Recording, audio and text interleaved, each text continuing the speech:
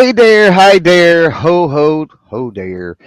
September the 3rd, 2023. Time for another Ghost and Clover podcast, powered by our wonderful, also amazing, sometimes disturbed friends over at European American Armory, and we'll talk more about them a little later on. Of course, Ghost will be joining me here in just a second. But welcome to the crew and the squad out there.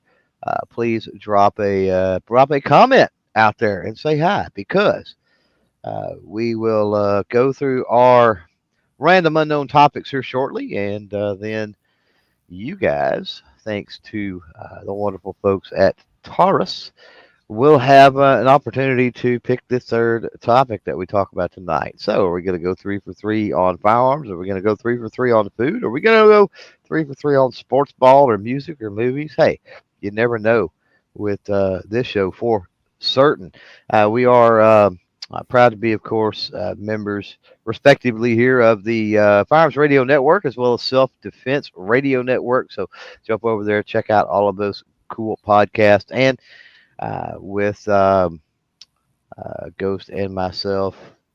Big shout out, big thanks to the channel members and the Patreon patrons of each of our channels. We appreciate you with that. Trey will now jump in. Mr. Ghost Tactical himself. What up? What up? How are you doing? I'm Happy okay. Labor Day weekend, huh? Yeah, I guess so. Yeah, I've been laboring all weekend, so I guess it counts. So I'll be laboring tomorrow. So You giving that 110%? not really in this kind of heat. No, not really. Trying to get. We've talked about it on the show actually. The gun racks up, the studio stuff kind of set up and going. I mean, the podcast season will kick off again Wednesday. So, man, I feel like I've been working on that thing for like a month. It hadn't been like a week, but oh my God, it's every day sawing boards and mounting something on the wall or painting or oh my God, it's a contractor work. It's killing me. I understand. Well, it's part of it. You know, you're doing a new set, if you will, for this late season 2023. So Well, more you have to fabricate and build stuff and get things the yeah, way you want them. yeah, more a multifunctional space more than Yeah. anything. You know, I wanted a place to put my 3D printer and do some various live streams and other things with that space, not just the podcast. I wanted something because the way it was set up, it was everything. It had little nooks and crannies that were all dedicated to one thing, and kind of got it all consolidated now. But and you have just been busy with freaking being the Yeah. yeah, Life, man. rubbing elbows with the High Society of Arkansas and all that jazz. Well, I mean, it is Arkansas, so you take that for what it's worth. True. This is true. The This High is true. Society of Arkansas doesn't necessarily mean much. No. You're right. Right. You saying High Society of Arkansas is the Welfare Society and other places? I mean, Maybe? just picture the Clampets, right? You know? Yeah, this is true. This is true. Oh man, I've seen a what is I seen a meme the other day, and it was like they said California ain't the place to be, so we loaded up the truck, moved back to Tennessee. Right? I mean, you know, there's something to be said about that, you know? Yeah, yeah. I was like, oh, that's wonderful. That's wonderful. You know, back Yeah. in the 60s, I guess California would kind of be the place to be, you Once know? upon a time, it would have been right, and I got to think maybe even into the '80s, uh, to a certain I extent. enjoyed my time in the mid to late 90s. You know, I was there for a couple of years, in the, I guess, later Yeah, half the 90s. I yeah, enjoyed it, but you know, here's the thing: being in the military in California is different than being a citizen because I don't know. I don't want to put saying that we got away with a lot more, but we probably did. You know, as far as firearms go, we didn't have to worry about any of that stuff because we had our own ranges on Camp Pendleton, and we could go check out really cool stuff and all that stuff. But I enjoyed my time in California when I was living there. I definitely wouldn't want to be there now, though, for sure. Yeah, yeah. So you got first topic, man. So I do, and kind of want to talk a little bit about this because it's a topic that I'm not saying I'm changing my mind on, but I'm open to different things possibly. And I'm talking about lights on guns and specifically more on handguns. Cause I think that you and I are pro lights on like AR stuff. Maybe not for every one of them, but we each are okay with weapon lights on ARs and all of that. Both of us typically and historically are not proponents of lights on handguns. That said, we both have lights on some handguns, and I want to talk a little bit about why I'm more open to the idea of it, and I want to see what your thoughts are on them as well. But you know, a lot of holster companies finally are getting on board with making holsters with for handguns with lights on them.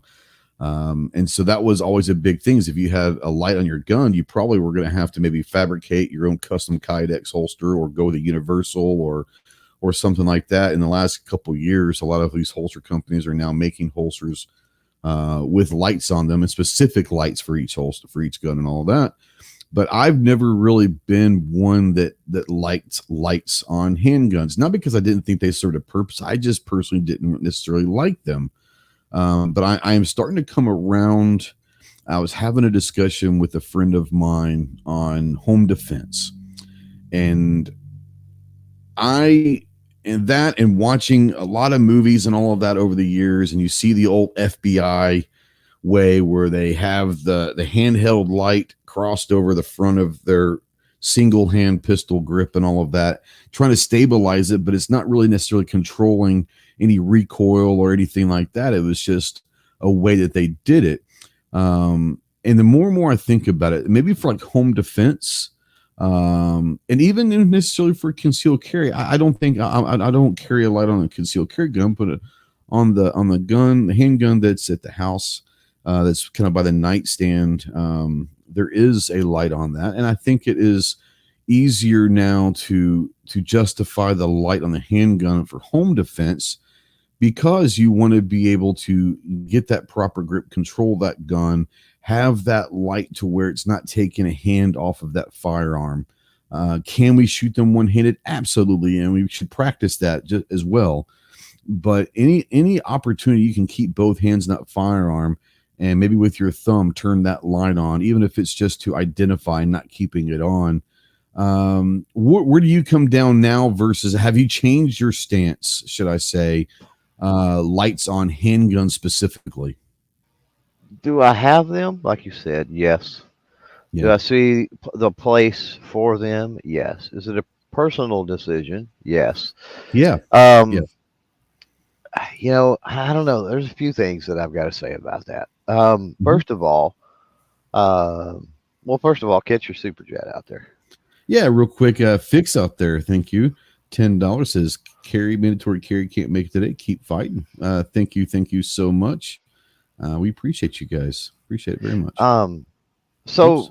I don't think, man, I just come from an old school world where whether you're talking cowboy action, whether you're talking early military adoption, Civil War on up into World War I, World War II, and then up into CMP and competitions, um, two-handed handgun, two-handed pistol, and I get it. I mean, that's the norm. It's the acceptable thing. It's more controllable. It's uh, you're going to have better accuracy. But we've had the accuracy talk when it comes to quote Yeah. unquote combat accuracy or defensive accuracy. And I'm sorry, one-handed is going to be just as good as two-handed. Yeah. That's just how I come down on that. I don't think it matters. I can roll around on the ground, flip across hoods, and all kinds of stuff one-handed, and put in a silhouette at 20 yards. I mean, come on, Sure. it's not that hard. Um, so I don't mind the one-handed thing, and I think I'm more comfortable. I'm definitely more comfortable. Ain't no think. I'm definitely more comfortable with a flashlight and a sidearm, a handgun, than I Mhm. am otherwise. And one of the reasons, well, there's Now you two. talk about a handheld flashlight. Yeah, Yeah. handheld. Well, Okay. first of all, I've Yeah. got plenty of handheld flashlights, right? Sure. Have some. Yeah. And a rear on-off switch or cap mount on-off switch is optimal in my opinion for if you're gonna Correct. run. If you're gonna run that, not a mag light, old school mag light where it's up front, that kind of Yeah. stuff. Yeah. Tail cap switch is optimal, I think. Yep. But anyway, and you can pick up those for a buck at Harbor Freight or whatever, right? So it's not Yes, like you that's a can. special thing. But one that fits your hand pretty good for a couple of reasons. Number one, hand to hand, in any type of a hand to hand situation, you got something that's filling your hand, right? Hmm. It's kind of like a roll of quarters people used to use, or whatever, dimes or nickels or whatever. You know what I mean? Having that something in your hand, uh, that's just the added bonus to not break knuckles, I guess. True. And then, I've got that separate control for two reasons. So it is a control issue, but on another level, right? Hmm. Um, I've got separated control. So number one is I've got this idea, and I get it. There's like, oh, with a big powerful light, and I don't even care about the giving away position crap. But with a big powerful light, they say, oh, well, you can catch things off to the side, and it doesn't have to be not muzzle flagging. You're still in a general direction if you're pointing a weapons mounted light at something. If it's lighting up that something, you're in that general direction. You're more than the 180 degrees that they rail against at competition or whatever, Sure. right? You're Right. within that Yep. cone for sure. Um, so you know now not having kids that live at home, and so not having potential kids come home late, or somebody's up stirring around, or something weird like that going on. Yeah. I don't worry about that too much now. So in a sense of changing, like that doesn't bother me too much. What does bother me is if you've got a long gun, you got your shotgun, you got your AR, you got your some type of PCC, whatever it might be, and you got your light on there, and you got to go through the house, the noise in the yard, garage, whatever. You got to go outside. That's a long gun, right? Somebody's going to see Yep. that long gun. Like it doesn't matter if it's got a flashlight on it, you're pointing it or whatever. That like there's no way to put that by your side or behind your back or anything of that nature. And you can kind of hide and manipulate the handgun a little better in the event that's a situation where you want, right? Kind of hold it down to your side, stand a certain way, hey, what's going on, or whatever, right? Sure. Yeah. Not come out completely drawn or anything like that, because you may say that, and it may be a neighbor, it may be a buddy, it may be somebody that's legit, like broke down on a third ass country road around here, right? Like they don't mean no Yep. harm. They're just trying to get some help. And I'm not gonna come out, waving a gun in their face, like Yeah. a idiot. But I'm gonna have assessed the situation a little bit beforehand. Obviously, looking out some windows, listening, some other stuff. So before I was to step out in the yard or walk down the drive, or whatever the case may be, I'm gonna have a pretty good indication of whether I'm walking into something that's iffy. You know what I mean? Absolutely. So that gets into the whole situational awareness, and I think either way, like personally for me, I don't like the idea, but Yep. for those that are paying attention to their surroundings and they're situationally aware and all that kind of stuff, I don't have a problem with it. Go for it. Yep. There's a lot to be said about situational awareness. Obviously, you brought up the point about giving your tactical position away. Yeah, personally, people talk about, and I've talked about it. As a rule, you want to try to keep that upper edge, that surprise Well, edge, if you it's a will. thing, But it's right? but It's a it's thing. not that important It's not a thing to I me. care about or think Yeah, about that, it's but it's a not thing. as Yeah. important as other factors to me. Um, I will say this. I'll bring up a point for and against the old flashlight on a handgun. One of the things that I've talked about before, being able to utilize your other hand, whether it's to open doors or to pick up something or someone, a child, or whatever, being able to move things around with that free hand. Yes, being able to shoot a handgun with one hand is something that you should practice constantly and be able to do. And yes, it's not that hard. It's much easier than people make it sound sometimes. If you're not accustomed to it, then you need to practice it. But being able to utilize that free hand, and if you have that flashlight, maybe you're not able to grab something or whatever. So I think that does have the light mounted on the firearm does give you options for using your free hand. Now, that said, the biggest problem that I have, that I will always have with weapon mounted lights, especially handguns for, let's say, home defense, is in order to identify that threat and make sure that it is a threat, like you said, whether it might be kids or someone coming, someone getting stuck on the roof, whatever, it may not be someone trying to do you harm. It may not be a threat. The problem that I have and will always have, and this will be one of the biggest arguments I have against weapon mounted lights as far as handguns go, is in order to utilize that light to assess and identify threats or non-threats, for the most part, can you shoot it up, point it up to the sky or the ceiling or down to the ground and still light up a room? Sure.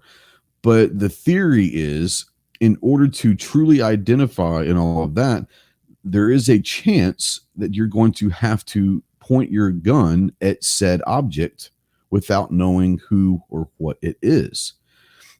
So flagging something or someone while using your light. Now, if you had that light in your offhand, you can keep that muzzle in a safe position and identify around corners and all that with your free handheld flashlight. Like I said, can you kind of high ready that and point that up to the ceiling and have the light bounce on the ceiling to still light up the room and identify? Sure. But when it's 2:00 in the morning and you're freaking out, you got a home intruder or you don't know what's going on, chances are you're going to identify with that flashlight by pointing the muzzle at whatever you're trying to identify. And that could cause issues. So whether or not we want to talk about, practice. Well, no one really knows until you're in that situation, whether or not you'll do that or not. Right. But that is something that I will always be a con for weapons mounted lights as far as handguns go. Yeah. Well, I got two things to follow up, and yeah, sure. Jacob here is gonna hit on one inadvertently, but he says pin light or small light in one hand and pistol in the other. So if your neighbor or family's knocking at the door, you don't. That's right. Sweep. You don't sweep. And that's exactly what I was talking about. Yep. So where I was going to mention, there was two things I was going to mention, and the first was he says pin light or small light. A good flashlight that you can hold in your mouth.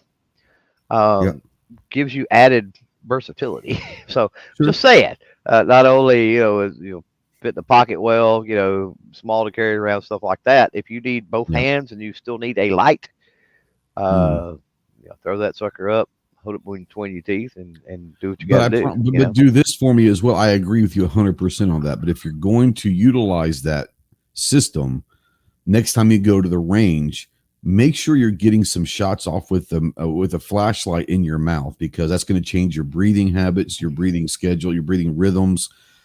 Make sure you're practicing that at the range.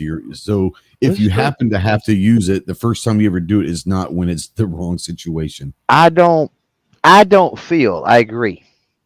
However, I do not feel, again, combat defensive accuracy wise, that it's going to make that much difference. If you're trying to shoot a precision match, maybe, but I don't know if it will either. I'm the one that's really been safe than sorry. It definitely could go down to health factors and stuff too, though, right? Like if you limit your breathing that way, and let's say you're not in good health, you already don't breathe well, you got COPD or something, some weird something going on, respiratory issue. Yeah. I can see it. The second thing I was going to bring up is that regardless, and we may can close out on this one actually, but regardless of whether you choose to go weapons mounted light, pretty much of any kind, or flashlight in general, to be quite honest with you, Mm-hmm. Uh, we talked about the Dollar Harbor Freight flashlights. Like those are good for a kitchen drawer and blah blah blah. You need good flashlights. Period.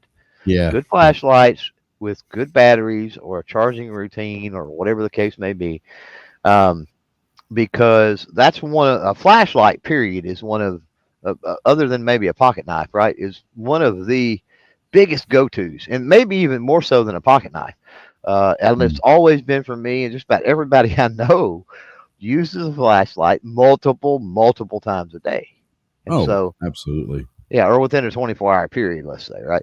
Yep. And so make sure, spend a little more, get a good quality flashlight. There's, we're not going to necessarily talk brands. There's a ton of good brands out there. There's a ton of them. And If you're again, willing to email us, and we'll give you our opinions on yeah, brands. yeah. But And sure. again, the Dollar Harbor Freight ones or whatever the heck, in some kitchen drawers or nightstand drawers or bathroom drawers or something like that. But let me warn you this with cheap flashlights, and you probably know this is true. You probably have your fair share of cheap flashlights. Oh yeah. By the time you put three AA batteries, energizers or whatever, right, good batteries in that dollar flashlight, you could have probably bought the little Streamlight Micro Stream that takes one This is AAA true. battery. Yep. You know what I mean? And It's the so best. It's the best over $30 time, flashlight in the world.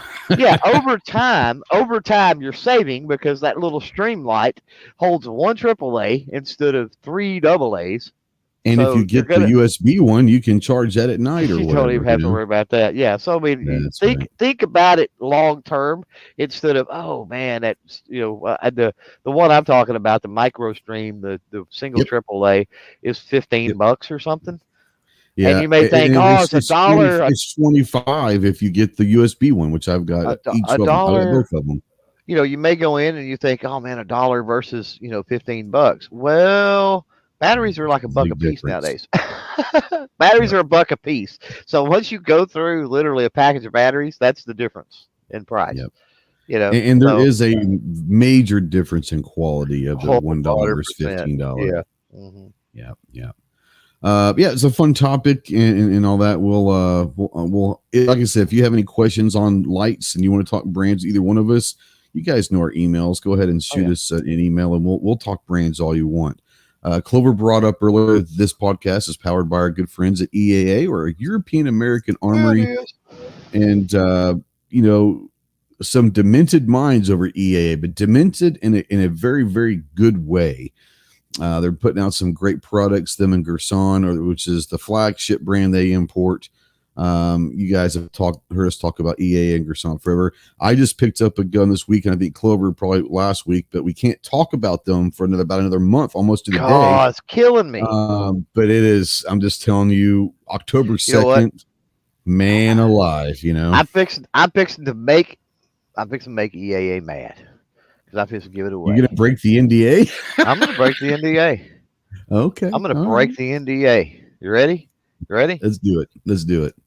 Uh, it's an optics ready carry handgun. Okay. Well, that was bold of you. With the rail option. With a rail. Yeah, yeah. There you go. There you go. Yeah. Yeah. Who's the manufacturer, Jacob? Gerson, Oh, yeah. with a lot of input from EAA, the importer, and you guys know EAA. Tucson. It's a new Gerson, going to be released October 2nd. So have you taken yours to the range? I'm going to the range tomorrow. I just picked Nice. it up Okay. Friday, I think it was. Did Thursday you or get the Friday? Did you get the same one as me? I don't know. We'll have to talk off air. We will. Okay. The Yeah. one I got is absolutely amazing. So is mine, but Amazing. Oh my yeah, God. And I did it's not absolutely expect. beautiful. Dude, I get stuff. Everything we get in. It's Yeah. First of all, we'll shill for anyone at CloverTac.com. Seriously, send it out Yes. there. I'll get you taken care of. But no, man, like it's so easy to shill for Gerson because you get this stuff in and you're like, oh Yeah. my God, I don't own anything from them that's not awesome. Yeah. Like No, it's nothing. true. And this one might be a game changer. As a matter of fact, when I picked it up at the gun shop, Amazing. my buddy Chuck, who owns the gun shop, he was like, "Man, because it's been there for about 2 weeks. I just been so busy, I didn't go pick it up." He's Yep. like, man, I'm not gonna lie. He's like, I've held this thing every day for 2 weeks, and you don't understand Mhm. how hard it was for me not to take it to the range and shoot it. And I was like, You should have. take it, you should have, like, Yeah. And he's like, no. I said, just call me next time. I don't care, Yeah. And I was like, I said, but do me a favor, like, don't talk about it. Don't Yeah. hear it on I had to social say that media too. until Yeah. October. And he's like, oh, and I said, yeah, this isn't even public until October 2nd. Hmm. And I said, but he's Yep. like, oh my gosh. He said, this thing is one of the most beautiful guns I've ever seen. So, Yep. Yeah. Same way with my local gun shop. I went in, and of course oh man, here it is, set it on the counter. It was three or four, five guys in there, and I'm gonna, yeah. open the box and look at it and whatever. Oh, yeah. Yeah. There's a few Um, that are like, what and is I that? made sure I said, there was, I don't know, probably four or five people in there, and I'm like, by the way, I said nobody sees this, just so y'all know. I'm like, seriously, like, Yeah. Yeah. yeah, there'll be complete hell to pay, Yeah.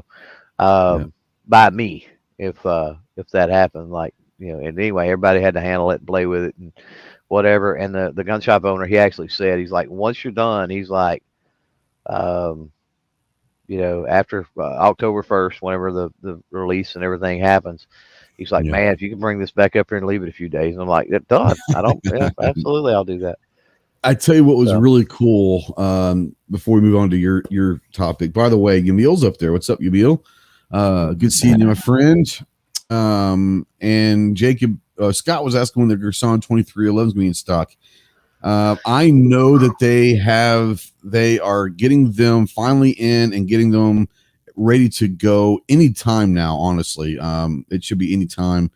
They're getting a limited number in, thanks to our wonderful government and mhm. bureaucrats. It should be anytime, and we know he's saying that, but they actually have. I think they've allowed It's some in, yeah. very few, but they're starting to come in now. I think the smaller ones, right? Yeah, yeah. What are those? The officers or whatever? Don't get me like the four and a Yeah, half, 4 1/4 size. I yeah, know the full size aren't in something like yet. that. Um, Um, but yeah, they've been getting and other importers as well, not just them. yeah, But they've been getting double whammy, not just by the wonderful illustrious ATF, but the Department of no, it's State not. as It's well. not just exactly. Not just the Yeah. ATF. So, if you're out there and whatever the company is, if they're importing, and a lot of companies, even U.S. companies, they import certain models. And Or we're not going certain to, parts. yeah, yeah, and we're not going to pimp out the other ones on this show. But just saying, if there's a delay and you're frustrated and going, because that happens. There are companies that talk about guns that never come to the market. Yeah, Just understand if it's a reputable company that has a history of getting things in and blah blah blah, like EAA, when there's an issue, it's usually not them. In this case, it's yeah. the government. It is The not them. government. So yeah. But yeah, it's also nice, and I've been talking with Chuck since probably last fall when he actually kind of took over the shop. I think it became official January 1, but yeah, November is really kind of when he took it over. And all the Gerson stuff has been coming in the last year. He's been a fan of every single one of them, and it was nice when I walked into the gun shop. There were like 6 or 7 Gersons in the display case, so it's nice to see our gun shop carrying Gerson. And he said that he's already sold, like the first load that he got in, he's already sold, and this was the second shipment of Gerson that he's gotten in. So it's nice to know that people are starting to hear about Gerson and enjoying them for what they are. But yeah, EAA is great people, great company, obviously great friends of ours and all that. But Clove, I think it is time for I'm your up. segment. I'm You up. are Two things before I start my segment. Number one, if yeah, you're out there, if you're in the comments, keep dropping those comments. If you haven't commented, do it. We're going to run the comment picker here in a minute. Our third and final topic of the evening will be brought to you by Taurus. We'll talk about them later, of course. And yeah, you guys are going to, somebody out there anyway, is going to get to select that topic. So stick around for that. Second thing, real quick, Firearms Radio Network. I'm a little disappointed. Other than the game show night we had nobody partake of free patches. I don't understand why people don't want free patches. So I'm going to throw this out there on the Ghost and Clover podcast. If you would like a free patch, and I can't necessarily, I mean, if I get flooded with 100 people. So here's the caveat. Mm. If you want a free Firearms Radio Network patch, send me an email that says, I want the patch.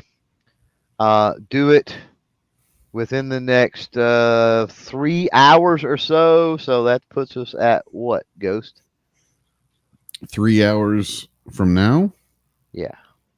that'll be 11:30 Central. So let's just do midnight East. Let's just do midnight Eastern. Let's say midnight Eastern. Mhm. 2.5 hours, or no, that's three Shoot and a me half. a hours. shoot, 2.5 regardless, hours. regardless, and this that way the replay and everything else. Shoot me an email. You have until midnight Eastern. Shoot me an email, free patch at CloverTac.com. And hey, you may get you a free Firearms Radio Network patch. Again, free patch at CloverTac.com. You have until midnight. Midnight, whatever today is, the 3rd, right? Okay, my topic. Yeah, what you got? Man, we're double firearms tonight. So To which email? What do you want them to do? Which email? Jacob's asking. well, Jacob's already got a patch. He won one on the show, and if you already This is got one, true. you can't get one. So. Emil wants to know, can he text you instead? Nope, got to be an email. There you go. There you go. There's a reason that email is set up. So unfortunately, Yeah. I don't Real have quick, these patches in hand. Real quick. Jacob says, I want to try some Gersons, but haven't seen any at his local gun shop.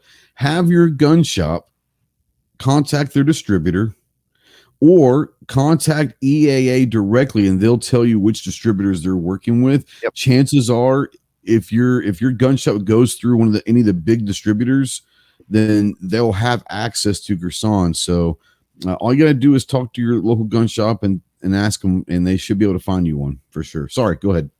Emil saying he doesn't have my email. Free patch at CloverTac.com. You don't have to have my emails. There it is. I've said it like 6 times, Emil. Come on, get on board, bro.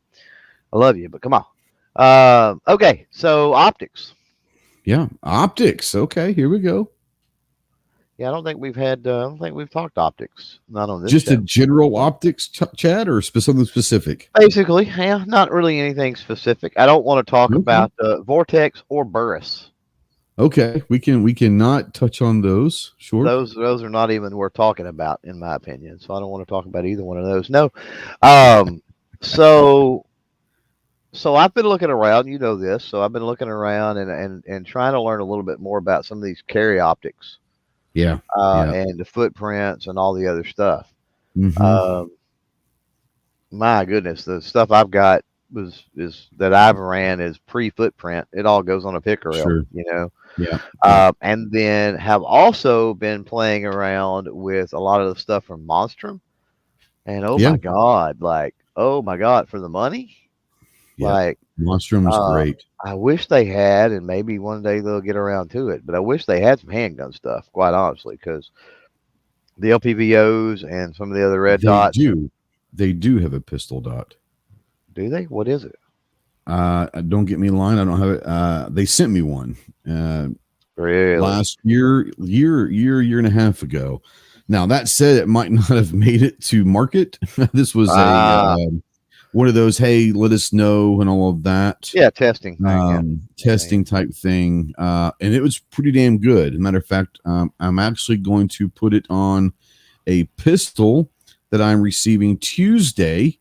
Getting one in, picking up the Kiger on Tuesday, and I got the Pro model, which is the optics red. I want to throw it on the Anderson Kiger, but I really do like it. It is an RMR footprint, a Trijicon RMR footprint, which a lot of most. I don't know if I want to say most or the majority or whatever, but I know a lot of the manufacturers go with that original RMR footprint. Sometimes they'll go with like the Delta footprint. Some are going to go with aim point footprint. But I'll say this: most of them are going to be an RMR footprint. But Clover, have you noticed lately a lot of these optic cut handguns? They'll send 2 or 3 different plates in case it's not going to say, hey, it's just only going to fit this. They'll send maybe a couple different plates of the most popular sizes. Right. Yeah. Yep. I mean, have I noticed that personally? No, because Yeah. I don't have anything that's got direct mount. Best I've got is I guess the Vortex. Yeah, we weren't going to talk about that, but since I've got one, the Vortex Venom on the 17L. But this was Yeah. before there was any kind of optics cut really thing. So I mean, it's on one of Mhm. those. Um, what am I thinking?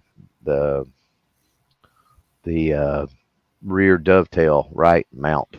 So Oh, okay. Yeah, uh, sure. Sure. yeah. So all the other stuff, like I'm not even that familiar. Uh, but like I said, have played around with the Monstrum Ghost. I think that's what it's called.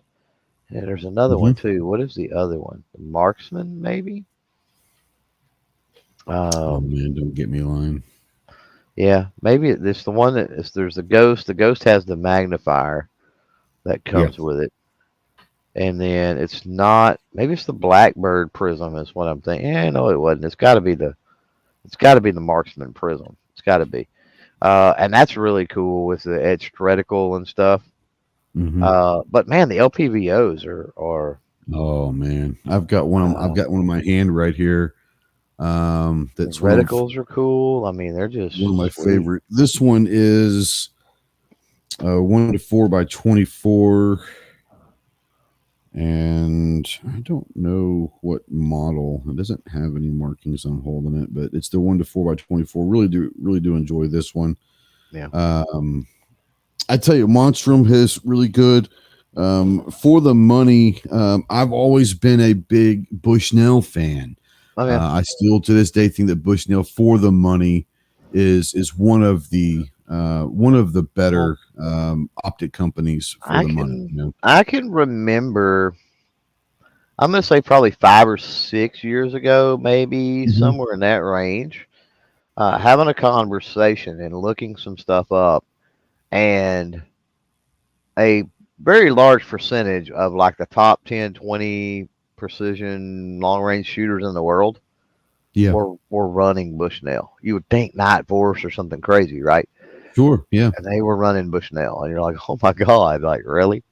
Like, but it's true. No, it is, and I've been using Bushnell stuff for many years on the golf side of things. Uh-huh.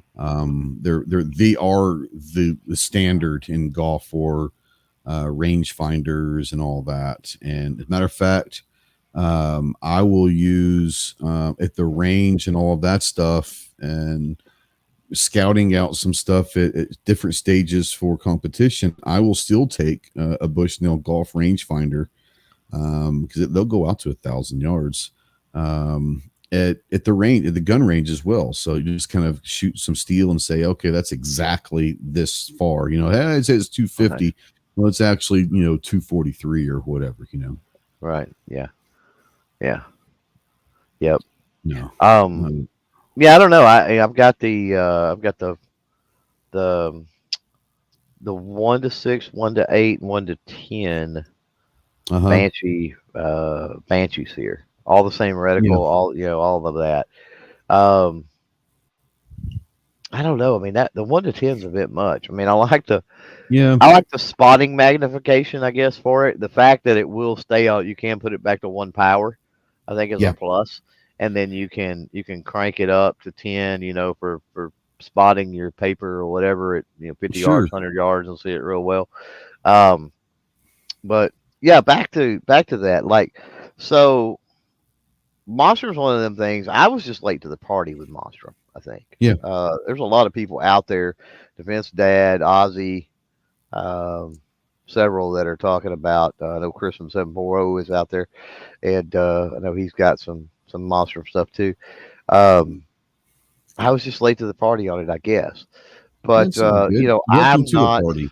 Yeah, I'm not an optic snob, and so what's appealing about Monstrum is the price points are phenomenal. Yeah. I would say this. Tell me if you disagree, and out there in the live chat too. You need to comment anyway to be able to pick a topic, or if you're in replay world, comment down below. But I'm just curious if you have Monstrum. Do you think they're heavy compared to other stuff? And that's not me knocking on them, like because of the price point. They're cheaper. I think they're a little heavy. I think they're a little bit they're heavy. Let's take it head to head against Bushnell, right? In that same Like price weight point. wise, they're heavy. Yes. They're a little bit heavier than a Bushnell, but I'll tell you this much: the Swamp Fox LPVO that I have is much heavier than the Monstrum is. Wow. So, Yeah. um, yeah, Well, I the definitely Hawk. think that they're heavier than a Bushnell. Yeah. Well, it's not heavier than my Barska. My Barska's Okay. lighter, and this was the reason I'm asking. And the Hawk I got's the lightest one I've got. Yeah. And then but the Four Peaks I've got is about the same, maybe even a little heavier. Hmm. Um, does that speak to the ruggedness? That's what's. I think maybe it does. It certainly feels quality, right? But then Yeah. if your concern is weight, right? Like, hey, I need the ounces or pounds, and you've got that mentality, like, Yeah. you may have to break off some cash and go with a more expensive brand, to do that, which is Well, sad. I'll say this: I do believe that it speaks to a little bit more ruggedness, only because um, they're not using maybe plastic or something like that in areas that they could have shaved some weight off. They're using the metal and all of that. They're doing things a little bit differently. Yeah, So will it be a little more rugged? It'll probably take a little more of a beating than something that's plastic, sure. But here's the thing also, and yes, ounces are pounds. I get that. But if you're, let's say you're talking about an LPVO, we're not talking like it's a full pound heavier. It's not going to be like pounds heavier. Um, ultimately, in the grand scheme of things, it's probably not going to make a difference over the long run. But yes, I think they are heavier. I don't know if it speaks to being more rugged, but one would assume that if you're using metal parts instead of plastic parts, rugged, or maybe they'll last longer. Probably, probably. yeah. And Chris from the 740 out there, he said the Monster Prisms are super heavy. Is what he says. So yeah, it's not a Yeah, knock. I mean, I'm enjoying everything that I've gotten in from them, um, I've but got a Prism that is heavy, and it's not an LP of it. It's just I think it's a fixed 3X Prism. That thing is heavy. There's no doubt about that. It is heavy. Yeah. now a few things. I mean, just to mention, I know Emil out there said this first time he's heard about Monstrum. So I'm Oh not the yeah. latest. I'm not the last one to the party, but Obviously not. um, I've gotten in a few things, and I don't know if you're familiar that they even had these, and have been playing around with them, and they're really cool. And that is they have adjustable scope rings and an Uh huh. adjustable one piece cantilever mount. This is That's true too. pretty freaking neat because you could change optics essentially or whatever. You don't Absolutely. necessarily, or you put it on a different rifle that's got a different mounting pattern or something, and you Hmm. don't even have to get new rings. Like you just This is adjust true. those and go. And they have a scope leveling kit that is the simplest, easiest, craziest. I am used to the bubble level kind, right? That's got the Hmm. Hmm. magnet and the thing, and you Hmm. clamp it to the barrel Hmm. and you put the magnet on it. No, no, no. There's just three pieces of aluminum Yep. cut in weird shapes that you. It's like, how come somebody else didn't come up with this? This is It crazy. was it was funny. It was 2 nights ago. I was mounting the new loophole scope on the AR-10, and I utilized the Monstrum leveling thing, and it was so easy because I used it before. Used it, and I went back, and yes, I'm not gonna lie, I went back with my magnet leveler that I'm holding in my hand right now, just to verify, just to verify. It's like, this is too easy. It can't be this easy, right? Went back and verified, perfectly level, everything's good to go. So yeah, Monstrum does have really good rings. I have them on a couple different weapon systems that are not even using Monstrum LPVOs or scopes or anything. I'm using the rings. They have, like you said, they have the candid Picatinny mount as well that are easy. They're great. Monstrum is doing a really, really, really good job for quality versus price for Yeah. sure. They're definitely Well, they're positioning themselves to be part of that conversation with best value. I've never um, I've never been an optic snob. I own decent stuff from Barska and Yeah, Sightmark and a few other companies. I mean, even the Walmart cheapo Centerpoint, right? Um, I got one of those that came on my 50 of all yeah, things, and ended up moving that over to, I want to say, maybe a 270, and then I ended up selling it later on. But it yeah, it, it held zero and it did fine, right? yeah, Like yeah. I've just never really had bad luck when it comes to optics for the most part. Certain models and a few different things, yeah, but just never have. And so it's interesting to find something, great people, great company, Mm. great value for the money, like Monstrum, and be able to. So one of the reasons, not the reason, but one of the reasons I want to talk about them is they're the powered sponsor for my podcast season coming up. Oh, So there they're you go. the There you title go. sponsor. So it's been a really good relationship and really enjoying their stuff. But again, not a snob. I own all different kinds of stuff and various Sure. price points. So Yeah, there's a question out there about EOTech and say are they still considered good? Um, I'm a huge EOTech fan. I've got several of them. I'm a big fan of the 512. The XPS or XPS, whatever you want to call them, are really good as well. But I'm a huge fan of EOTech, but I like the holographic sights. It's not for everyone, so I don't think the EOTech will ever go out of being considered good. It just depends upon if the holographic and the EOTech signature is in style is what you're looking for. Some people think they're yeah, ugly, but I do. I don't think anyone. I get that. I Yeah. get that. But I don't think that EOTech will ever be considered bad. It's just maybe not everyone's cup of tea. Yeah, and EOTech, I need to take another look at EOTech. EOTech is one of those that I've always been turned off, and I guess it's the 512 or whatever. The Yeah. one that always looks like it's on the gun backwards. Yeah. It's the 512. And I've Yeah, got several of those, and I love yeah, them. I personally love them. yeah. But no, they're not the I'm prettiest sure things in they're the world. fine. Let's be honest. I'm sure they're fine as far as quality and function, and it's like I've shot plenty, and so even though I don't own any and probably never will, um, yeah, I mean, I'm not doubting that, Yeah.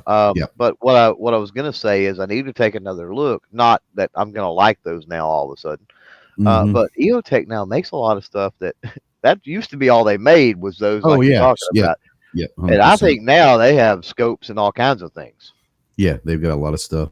So It's funny. You're talking about the 512, and that's kind of like the iconic EOTech, that EOTech, everyone yeah, sees.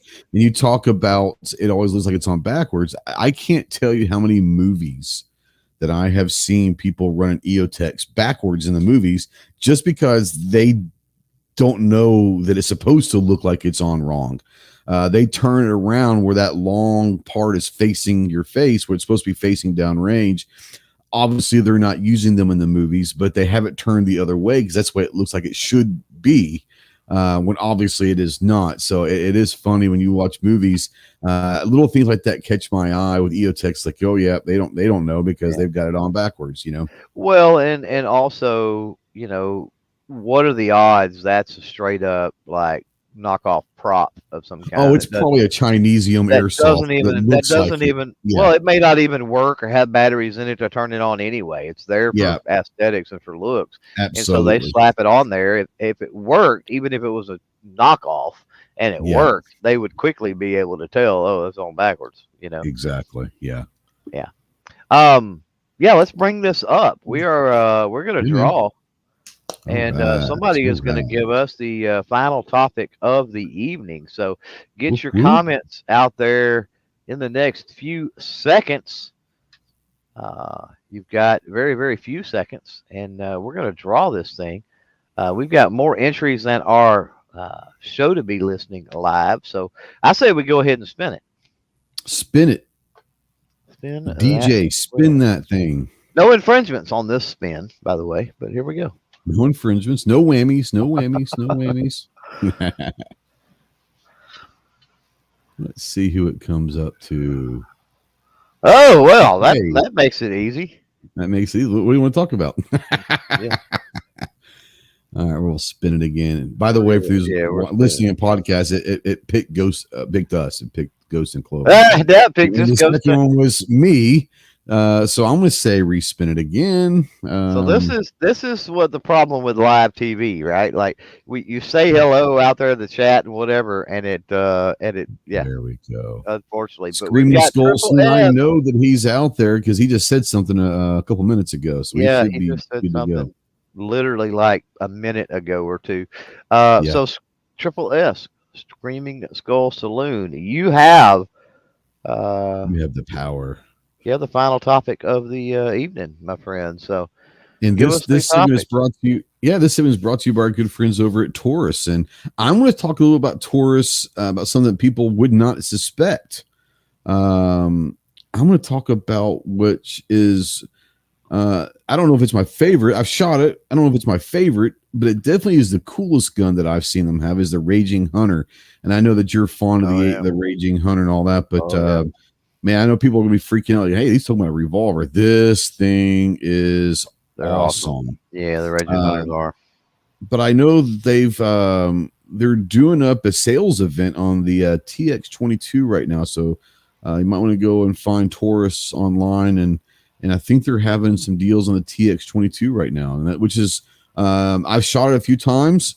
I'm not a 22 LR handgun like aficionado. Feels good. I've heard nothing but great things from everyone that's had them.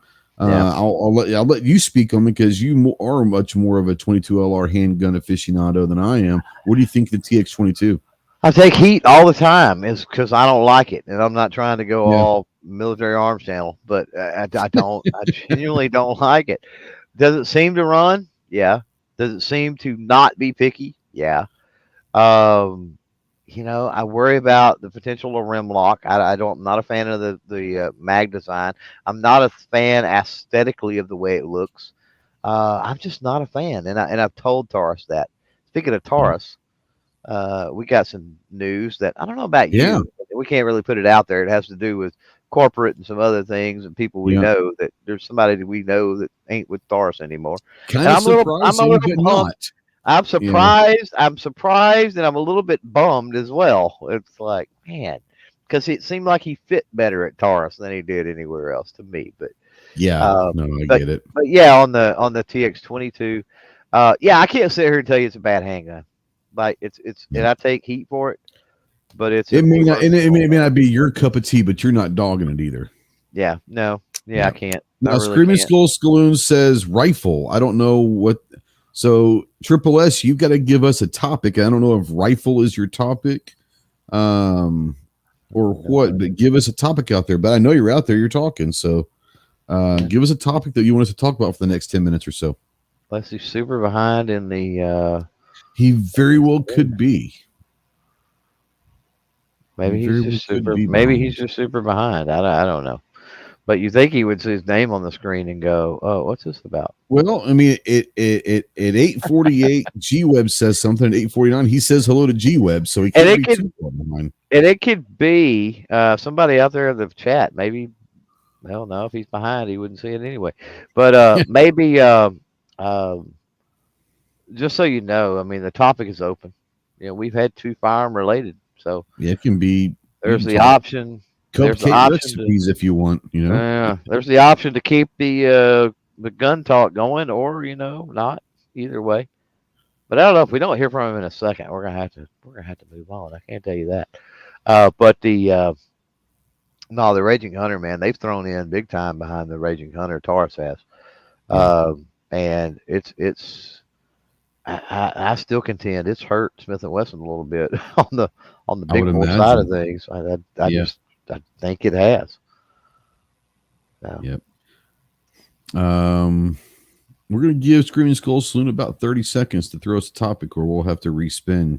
He very well could be behind and may not know what's going on, but we'll give it Fixed about is 30 on it out there. seconds. Fix is on it.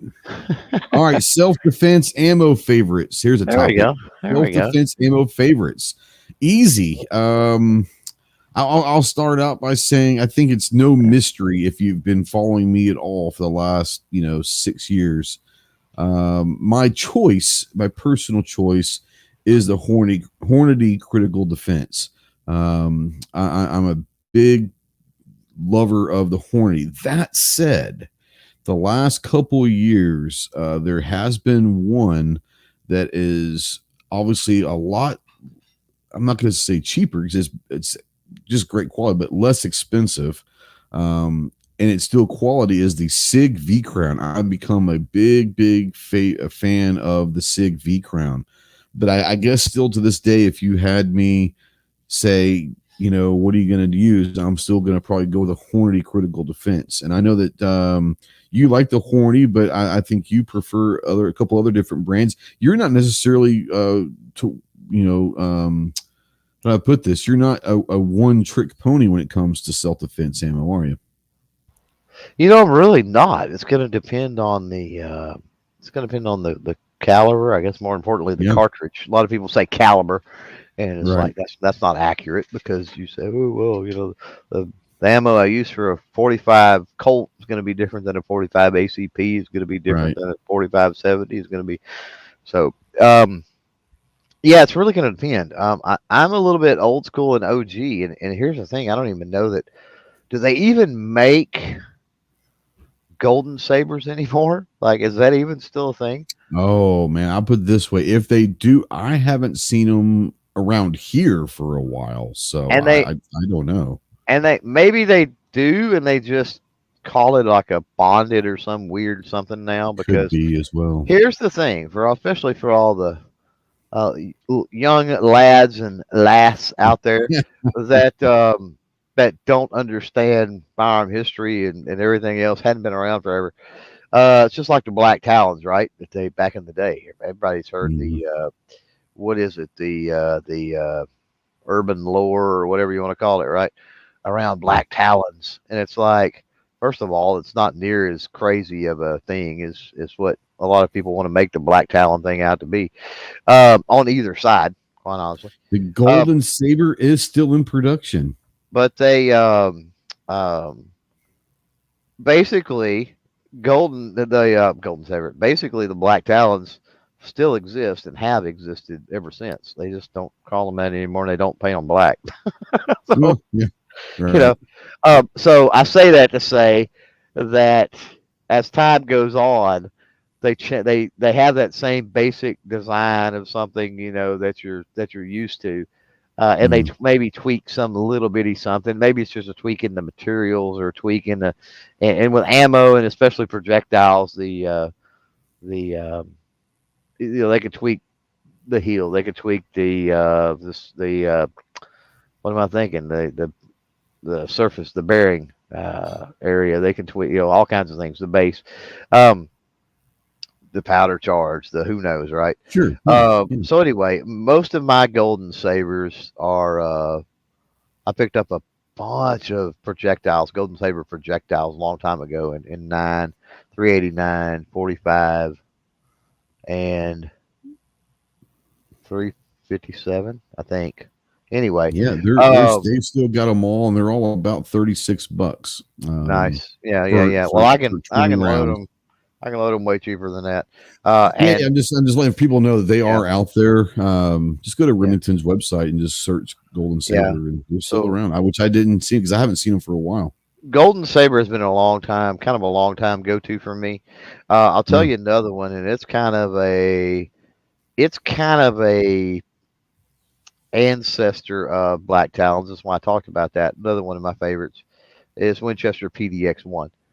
Now, a couple of things I like about the Winchester PDX-1 that you don't really get with the Golden Sabers is the PDX-1. If you're out there and you don't reload, for example, PDX-1 Winchester, they make range and target load stuff. that is identical ballistically to the PDX-1. It's called range and training, or no, train Yeah, and safety, something like that. I can't remember off the top of my head. yeah, But ballistically, it's exactly the same, and of course, it's cheaper because it's not quote unquote sure. defensive ammo, right?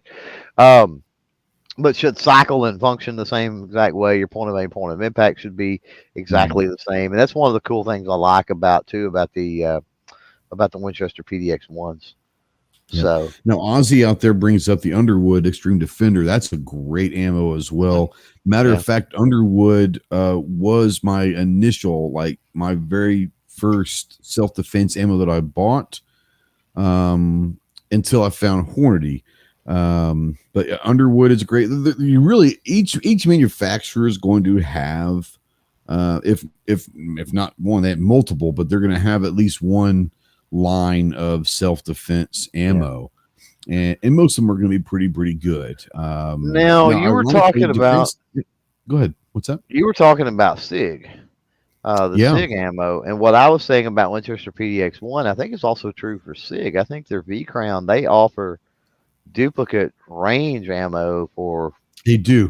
the Yes. the SIG V Crown. So if that's what you're running, you don't have to waste your carry ammo. You get the Yep. exact same performance And the SIG ballistics ammo, the everything else. range ammo is good as well. I'm a big fan Yeah, of the SIG and it's a ammo. decent price. It's not horrible. It's a Oh little yeah, it higher is. than some of the other stuff out there, but it's a little bit more premium too. If we're being It honest. is. It's probably on average at least $5, if not $6 less than the Hornady.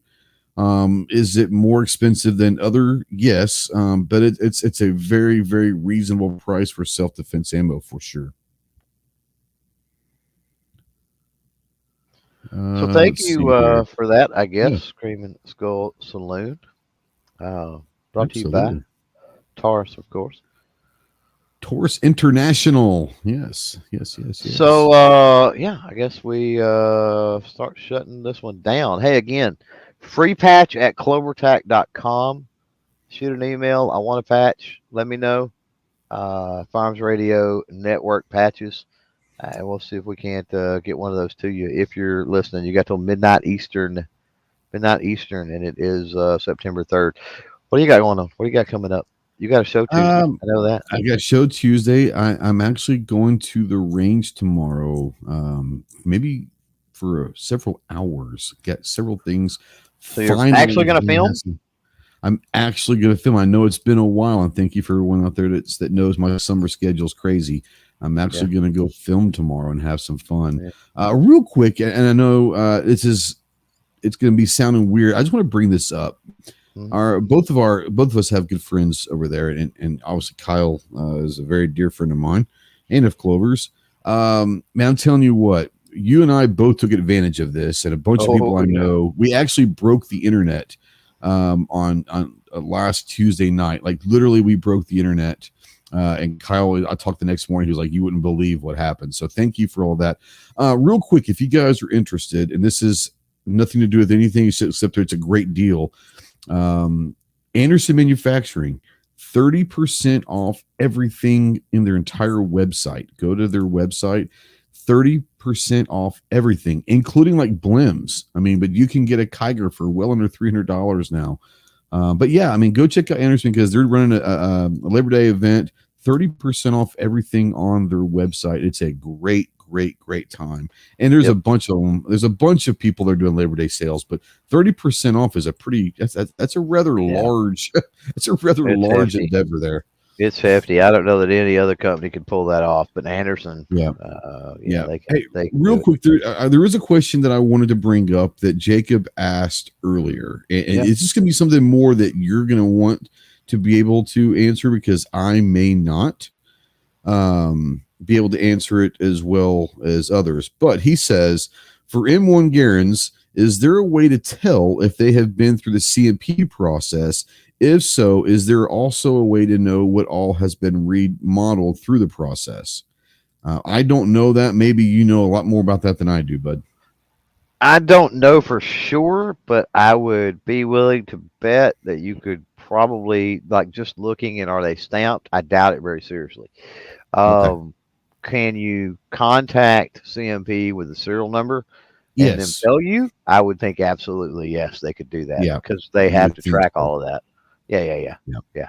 And they probably have the records of what's been done and all of that. Yeah. Yeah. I don't know. I don't own a Garand, although I would want one. I'm just going to wait for the prices to come back to reasonable prices.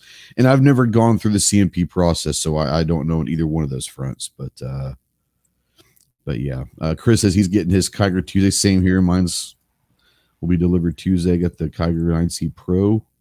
Can't wait. But yeah, no, I like I said, I don't own a Garand. I'm trying to get one last couple of years, as you know, but I'm not going to pay, $1,200 to $1,500 for one, which really isn't bad for right now. But I think they might come back down. But I've never been through the CMP process either, so I have no. Now, Yamil says he's a Garandaholic. So Yamil out there. When have you gotten one through the CMP, and if so, are there any markings and all of that? So maybe Yamil's out there, Jacob. He might be the answer this for a second. What you got going up, Clove? I know that you got the podcast kicking up this week. Yeah, we talked about it kind of at the top of the show here, but working on the studio thing. Hopefully, I got something usable done by Wednesday. But yeah, this week, Top Shot Dustin Ellerman in the house on Wednesday Ooh, morning. Dustin. And if you're not familiar with the way the podcast goes with me, I schedule it at a time. It's on Wednesdays and Thursdays, but I schedule it at a time that's convenient for the guest. So you never know. You got to look for them on the channel and set the notifications and show up. But yeah, I think at 10, well, we'll go Eastern. I like going Eastern because it's just easier. But 11 Eastern is Dustin on Wednesday, and then 9. I'm sorry, 9 Eastern. And so this is in the morning, both of them. 9 Eastern. We've got Bill Wallace or William Wallace, not that one, not Braveheart. William from Wallace. Wow. from Finding Freedom Forum, which is the radio show I was on. Here a few months ago or whatever it was, a month ago or so. But yeah, I invited him onto the podcast to talk probably Second Amendment stuff, but probably some other liberty and freedom minded stuff as well. But got a pretty good, check out CloverTac.com. The 16, is it 16 episodes? I think. Schedule is over there. Days and guests, and it's a pretty good list. I say we've got Dustin